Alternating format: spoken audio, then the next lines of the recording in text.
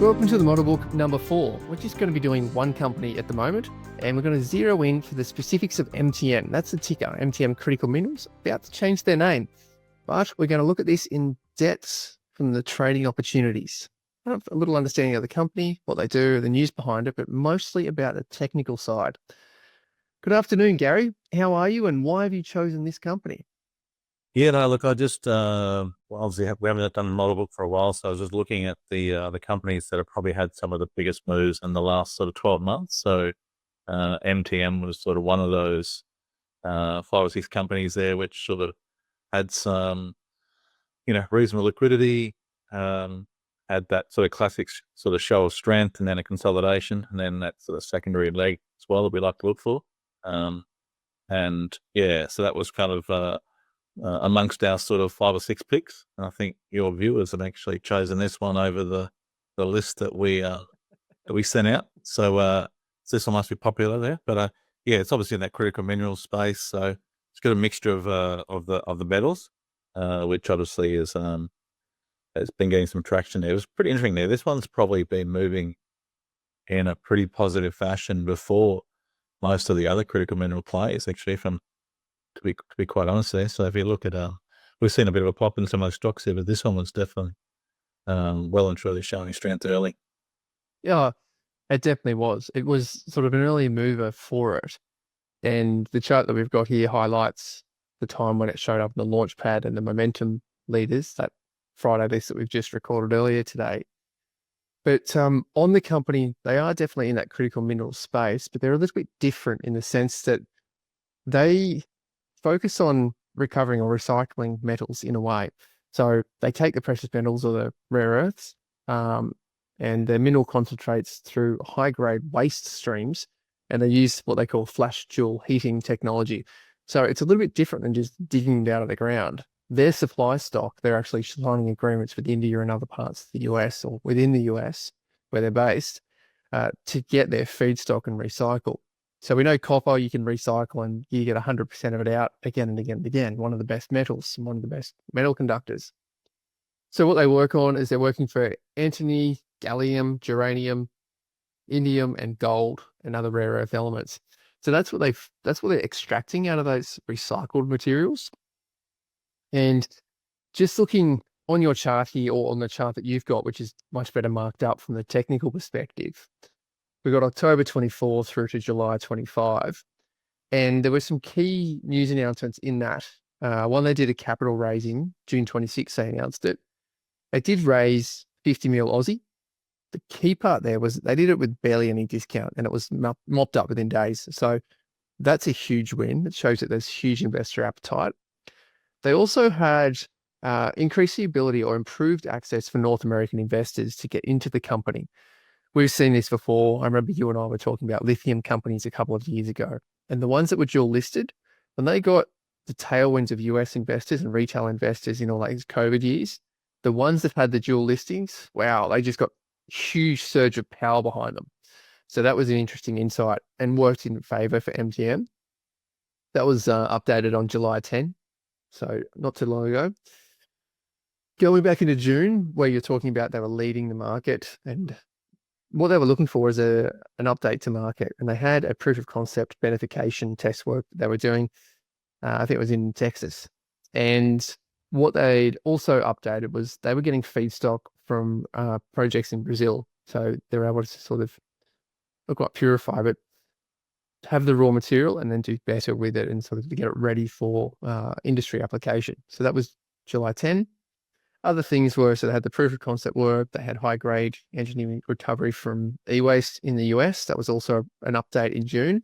And as we go back further in the date, we're getting deeper into that base where we hadn't quite broken out, but these are all positive news that were coming through it. And the other thing was that they have those partnerships in the US, in India, to get those electronic recyclers and secure feedstock to be able to supply. And then when you come to the tail end where we are here, the real pointy end of the chart where it gets parabolic, this was MP Minerals, I believe it is, in the US. They received a $400 million injection of capital from the Pentagon. So there's only one supplier in the US that actually has mineral resources, digging it out of the ground and then looking to supply it to the industries. And that's over in California. It's MP. And they got a $400 million injection. So that was a tailwind for the world to see if you are located in the US is not only going to help you from regulatory standpoints and sort of passing environmental hurdles and that kind of thing. They're actually opening up their wallet right now and they want to secure these resources. So no doubt your charting will show us those key points to it. And this is all coming off the tailwind going to the far left of the chart, which is not on this one, but is on yours. December 3rd, 2024, China's Ministry of Commerce announced that there was an immediate halt to the export of gallium, germanium, and antium and the other super hard minerals to the US. So they politicized these minerals and they're used in weaponry. So it's sort of weaponizing and politicizing the rare earth elements. And that flows through to why you were seeing it sort of climb up.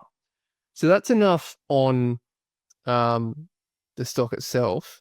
What we're going to do is just have another look at these markers here, these blue lines. For those who follow on the Fridays, this is what we talk about them on the launch pad. The blue arrowheads here in the middle of the bottom of the chart, that's when it showed up on the top 30 launch pad. These are the dates. And then these orange arrows at the top are when they were in the top 30 momentum. And as Gary consistently says, the leaders lead and often for longer than we expect. That's really highlighted here with these charts. And then we've got this showing the clusters, but it's a little bit easier to see. Here's the launchpad cluster, and then these are the blue dots, and then it became a top 30 momentum. So that's what the X's are. So that just shows it's the consistent leadership. But this is something that we use to monitor the market leaders, and that's how it looks on a chart, a share price chart. So that's definitely market leadership. Gary, I want to stop the screen sharing, and I want to send it over to you so that we can really get into the technical side of it. But does that fit in with the themes and what you were seeing in the market for leadership qualities and market leaders in the groups? And you say you like to be in the best industries? Yeah, I think you obviously saw that sort of strength, come out of the lows there. So there was a few other names in Australia here, but yeah, it's interesting you say December the 3rd, because 2 days before that, the sort of stock jumped out of the range here. But if you just waited till December the 3rd here for the stock here, that was a 52-week high for the stock. So if you were just looking for a bit of a breakout there, and at this stage, I mean, this had sort of gone from 3 cents to around just above 10 cents. So a bit small, but so it would have been hard for me personally to trade something like that, being that small there. But it did have a ripping run there. So you can see here it actually gapped up a couple of days earlier. So But I'll be a skeptic and back there. something was happening in that industry maybe a day or two beforehand. So, Well, we've talked about this before. If it's not specific to a company and you're a politician, you work in an embassy on the other side of the world, you open up your Interactive Brokers account and you go buy a few rare earth stocks. It's not insider trading, but the Chinese Ministry of Commerce is about to announce, no, we're not exporting to the US anymore. Yeah. Why wouldn't you go US? So call me a cynic, but it shows up in liquid companies. And I think you've highlighted kind of that. Look at the volume there, Chris, on that day. So that's... So what are you? Yeah, a couple of days earlier, 2 days before that announcement, there you got a massive volume there, and then obviously moving up here. But look, I guess that's the striking thing for momentum traders there. We may not sort of see that, you can buy 52-week highs and things like that, but we don't often sort of see that. We're probably we're more likely to see this move unfold, and then we go through a bit of a congestion, and so we now know this has gone from 3 cents to 30, so it's done our sort of this has done more than 100% move. So it's done close to 1,000% gain here. So that's a pretty big move, pretty big volume as well. So that's exactly the type of thing we should be looking for if we're momentum-based traders. And then we want to see the thing cool off or pause or do a VCP tighten up, and then we're looking for the first break here. So interesting thing here is that it probably goes sideways there for about 3.5 months there, Chris. So we often talk, sometimes those consolidations can be shorter, a couple of months there, but probably most of them will probably be in that sort of 3 to 7 months sort of consolidation. It can be longer sometimes, but yeah, to be in that sort of 3 to 5 months range is not uncommon. Actually, I'd say it's actually probably more normal to see that leader have a run there, and then because this has been running for a while, and then go through a reasonable consolidation there. But then I'd say that fits in with the other model books that we've talked about, and you've done the numbers. 3 to 5 months, you can even get 7 months. So that's kind of fitting the brief. yeah, no, definitely, yeah. I mean that, and also you remember too that April was when the market sort of sold off. So, and the one thing we know about market leaders is that they go back to retest the highs within a few weeks of the low. So the stocks that, within the first sort of 2 to 4 weeks of a low, if they've gone to new highs after, then they've led out of that low. That's what you're looking for. You're looking for sort of stocks that do sort of show that leadership qualities out of the low. So this is, and there's April 7 or April 4 there, but we're coming out the following day here. And yeah, literally go from 12 cents to 25 there. So more than doubling there in a week. And then 2 weeks we've gone back to retest the high there. So that's that sort of classic sort of show of strength there. Going back to retest the high in pretty quick time there. But I guess from a momentum point of view, we're looking for, some sort of consolidation and a breakout there. So whether you're breaking out of that trading range, me personally, I'll try and look for a series of lower highs there, and I look for the first lower high to be broken, like a little B wave. So there was a little B wave there around that sort of 17 cents. There was a break of the, a key low there around 18.5 cents. What we did see there was that we saw some pretty good volume there, Chris, as well. So that first day up out of the low there was pretty good volume, and even the day that we actually did break the little B wave as well was on pretty good volume as well, and the breakout was on big volume as well. So we sort of saw some pretty good volume coming in after show of strength consolidation, and then coming through the high there. So the one thing you'll see there is that those drives are on good volume, and then we notice that pullback there. So the volume dries up in the consolidation. Then we pop up 2 big days again, big volume, and then it goes through another consolidation again, and then we're to go sideways for 5 or 6 days here, and again the volume dries up, and then the first day up out of the range, another little probably be like break in here, and see that volume all of a sudden picks up as well. So we just get that class. I mean, go back and look at sort of something like Spartan and see that all the way through. That was the one that sort of big volume rallies. Pull back light volume and big volume rallies, and then pull back a light volume, which is all the way through. So, and they had constant user updates. That's the other thing that Spartan did very well. So it helped with those rallies. yeah. So I mean, you've always got a bit of a cup and handle in it as well in there, but really a couple of nice little tight consolidations in there. So look, you get a B wave breakdown there. So whether it's 117 or 119 or something like that, you got a pretty good entry down here, and this is run through here. I think it sort of holds the 20. I think the 20-day moving average there. So 10 days sort of what they consider to be sort of fastest moves there. So something like a drone shield, which has been on fire in this market there, that's been holding the 10 days like this. That's the strongest of the strong. But a 20-day is probably the more normal, the sort of something building. That's probably a better moving average for give you a bit yourself more room there. So it's interesting that this has actually held the 20-day moving average there. And if you go back historically and look at the previous drive as well, it did cross the 10, but it held the 20 until it's consolidated. So we find with these momentum stocks there is how they drove up in the past, the moving averages, they do often overlay to the next drive, use the same moving averages there. And it's kind of like, I remember reading a book there, which was sort of, might have been the foldback technique, and there's another one, some tripwires and something else there, but it basically sort of said that each stock has sort of got maybe 2 angles that it likes to run. And once you sort of work out what those angles are, it'll either have it'll have a strong angle and it'll have a weak angle, but it will sort of, its life will sort of follow those. It'll keep continuing following one of those 2 sort of paths there. So it is interesting there that we see that held the 20 here, and then it held the 20 again here. So, but we saw all the way through here, just strong volume in there. And then look, even if you waited to a 52-week high here, Chris, which would have been around 30 cents on the 22nd of May there, we would have been getting some more positive news there with markets coming out of a strong low, breaking to a new high there. That still wouldn't have been too late here. Obviously, this had been a strong momentum leader.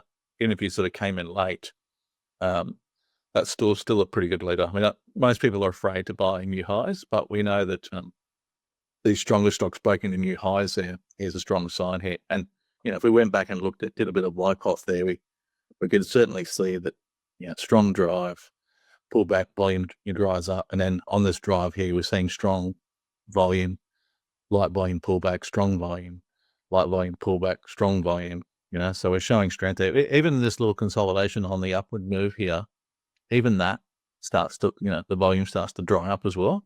So it's not you're not seeing the sort of selling coming in after going to a new high. So if the thing about false breaks too, if we are going to see a false break, sometimes you go marginally higher and then you get it up just above there. Once you've sort of gone clear above, you normally sort of keep going, I sort of think as well. So, so this has been pretty robust all the way through here. So it's had a pretty good run all the way, I guess up to this sort of 71 cent mark here.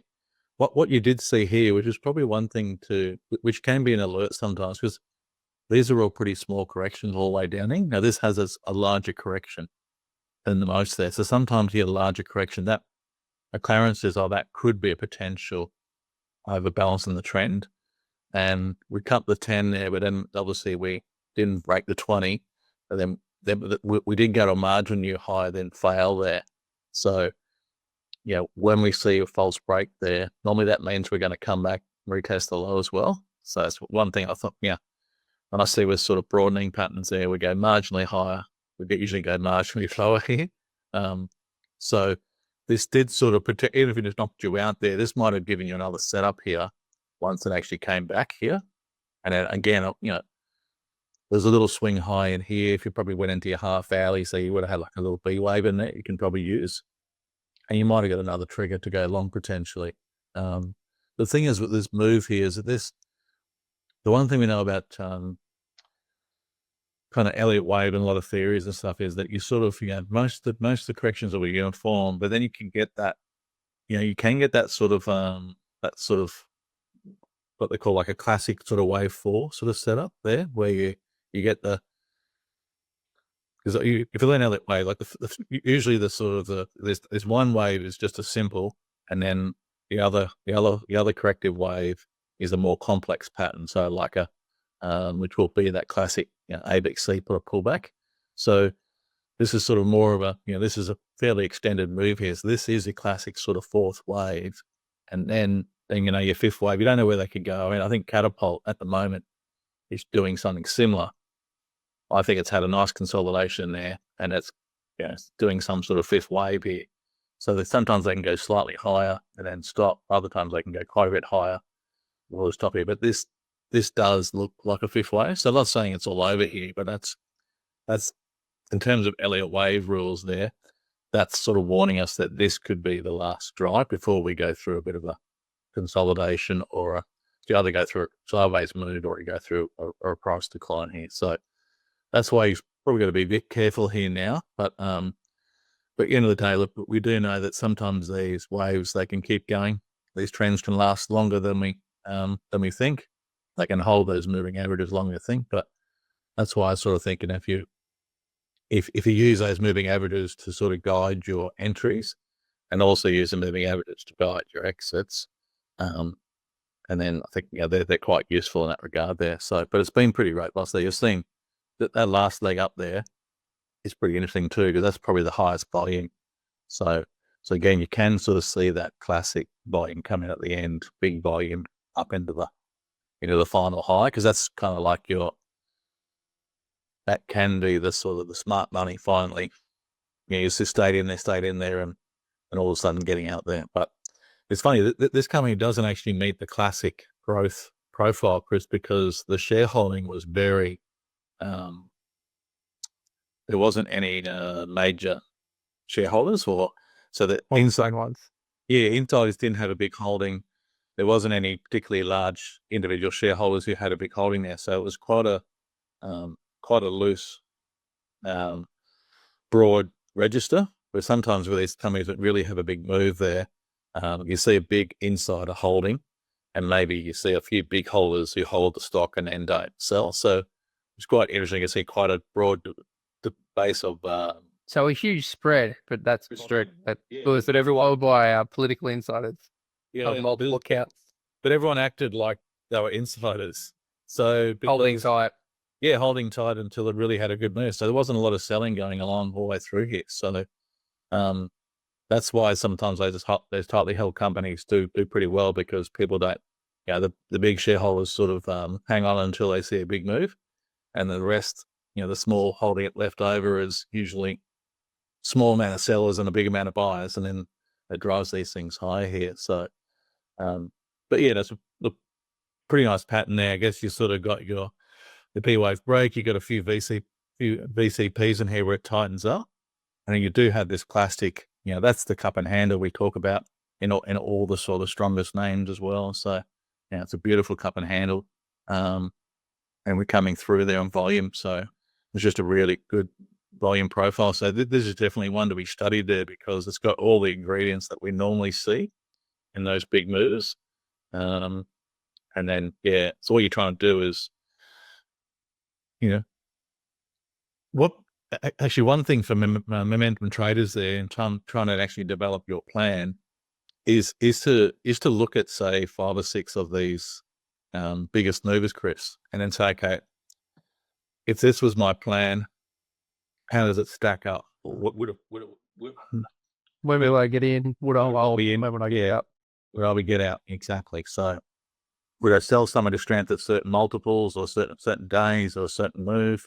Would I hold it here? So, and the thing about that is, it's sort of like, if you do it over one stock, you can't massage it to make it look great just for that one stock. You've got to do it over maybe 5 or 10 different charts and see what maps out and holds you there. So the whole idea is that it's sort of like, it shouldn't keep you in there for the very longest on one chart. It should be like a timeless sort of principle there, sort of, trying to. You should get a healthy chunk of the majority of the big rallies for the best market leaders in each market cycle, hopefully.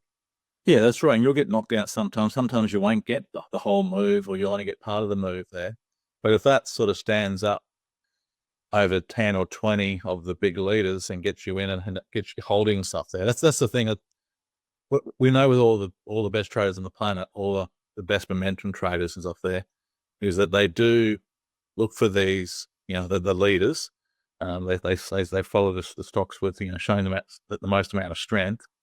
They look for that tightening pattern, the low risk entry, and then they look to take some off into, they try and get a larger position than normal. So they're more concentrated than normal, but obviously they have to control the risk. So it's all about trying to keep it tight. They're trying to trade some into heat so they can de-risk the trade.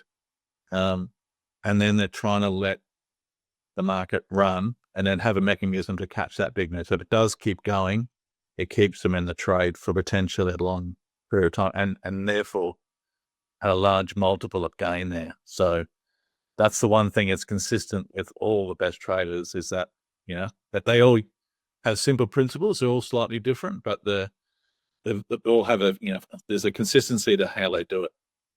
There's definitely a commonality between the best traders. And as you've talked about for years, we each need to individualize our approaches. So I know we have very similar approaches to the market, but our personal touches are a little bit different. And it means that for your portfolio, you get to sit comfortable with those trades, and your process, what you've committed to those trades and the reasons why, and you don't sort of lose sleep at night. But if I was to adopt your strategy, I know that there are just little tweaks in there that I'm going to be second guessing and judging, and sort of trying to recalculate it all the time if I fully adopted your portfolio. So how much uniqueness is there to momentum trading versus just absolutely copying what the market best do? Like, how much do you customize it for yourself? Oh yeah, no, 100%. So you got to customize it to you. So, yeah, and you'll sort of tweak it. I think the main thing there is just not to make thematic changes. So, you just want to be making maybe small minor changes there, or just noticing, because you can sort of have a bad week there where you get knocked out of 2 or 3 things in a row, And then, but if you went back and tested that over the last year or two, and then that was just one of those subsets there, then, you're reacting to maybe just one bad week. So, and then, but it stands up. So, I mean, the whole idea is you just need a mechanism to get you into the stronger stocks at the right time, which obviously sounds simple, but it's not as simple as that. But then you need a mechanism because you are going to, if you are a momentum trader there, you are going to take probably a slightly larger position than just a portfolio. Personally, maybe puts 4 or 5% of that, portfolio in a single position. So momentum traders will often go to 10, 20, 25%. Sometimes, it's not unheard of for William McNeil to even go to 50 to 100% in the leader sometimes. So I would never recommend that personally. I like Minabini sort of going to say 20, 25%. So you get some diversity there, but I've recently sort of settled around 15%. Actually, I was aiming for around 20, but I just found that 15 was a pretty comfortable marker for me. So, if I see something worthy of a 20%, then I'm still want to leave myself open to it. But I found it more comfortable getting up to 15%. And then I, whether I add 5 or 10% early and then add another 5% on strength there, and then I come out. I'll exit in groups of 5 as well. So if I get to 15%, I'll exit in 3. So if I get it to meet, 2.75 or 3 times or 2.5 times, whatever that risk multiple is, take some off early, get your stock to break even, and the rest is sort of free. And then you're hoping to really get a big move here and keep in the trade there. I mean, sometimes you might have a multiple there in your head of might be 5 times risk or 8 times risk or 10 times risk. If it gets up to there, you might take some more off. But yeah, it's sort of, these are, but you do want to have that mechanism to sort of keep you in the trade and potentially stay with a strong runner. And, because as we know, Chris, we've been doing this for years now, is that those momentum leaders, they often run a lot further and a lot longer than anyone ever sort of realizes. And, but yeah, so the whole idea is if you do get sort of set and positioned there correctly, you got to trade them correctly as well. So the key there is to take all the emotion out of it, have a plan to do it. And then, I would go through the model books that we've done, Chris, and say, okay, here's my plan. I'll take, go back and sort of, pick, say 20 of the biggest movers for the last year and see what your plan would have produced if you had followed it. He ends up giving you an edge and a pretty strong edge. Then, yeah. And if it needs, You're doing it right. You're doing it right. If it doesn't quite give you the gains that it wants, then work out.